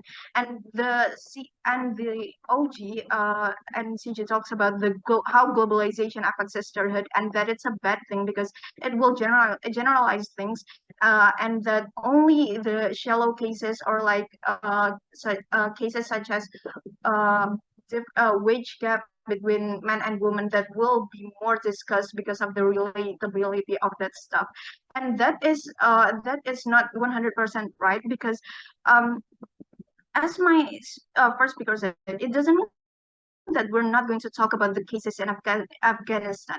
When there is a special case that are really wild, such as women not being able to go to school, it is usually more highlighted because people are not come to like the case, and those cases that are those special cases are usually more highlighted in the discussion of women, and because are special because those cases are like wild to them and stuff like that, they become more trying to understand to the situation, and they will be much more giving support because that's something that for them that only suffers from wage gap, etc., doesn't really experience, and so they will have more empathy towards sorry, no POI, and then and then this globalization of sisterhood is actually a good thing because having sisterhood is meaning that you have a community as long as you are a woman, not seeing whether you come from Afghanistan or US and stuff like that. There become a purpose and incentive for women around the world from different countries to support other women from other countries, and you cannot, and the CG and the OG said that they support individualized feminism, and that there are already support systems around those women that maybe relate more to the situation and stuff like that. But it's wrong because it's a systemic discrimination towards women, and not everybody realize in that area that it's a discrimination and that it's an urgency to support these women. That's why these cases still goes on and on in those countries, and being discriminated and realizing that you're being discriminated is totally a different case, because some women, even though they are discriminalized, they don't understand that they actually have the same right as these men, and this is where sisterhood comes. The sisterhood opens give access to women from all over the country to have a discussion, to show the awareness, to make them more aware that women actually have the same right as men, and that they have the right to fight for these rights. And so it gives them awareness because of this globalization of sisterhood, because maybe people from Afghanistan that have haven't really aware about the rights of women can be open-minded by people from countries that the women already have much more rights, can be more open-minded by the discussions with them, by women from those countries that the women have, and by the women from other countries such as US, to like open their mind that that it's actually wrong, their treatments, the treatments that they are experiencing is actually wrong. Those that can make change to these people that are being discriminalized, the minorities that are being discriminalized, for example, like from Afghanistan, are people those that can make change for that is by having support from other countries, having support from other countries, because like in Afghanistan itself, there are still an unawareness about the discrimination, and that it's a systemic understanding that it's okay to treat women like that. That's why we need a globalization of sisterhood, and that it benefits us. And that is why we don't support the individuality, individuality that the CG supports, and that is why in our case it is better. Very fragile. Thank you. Thank you. That speech concluded this debate. For all debaters, please leave the breakout room. I'll call you once we're ready with the OA. Thank you, everyone.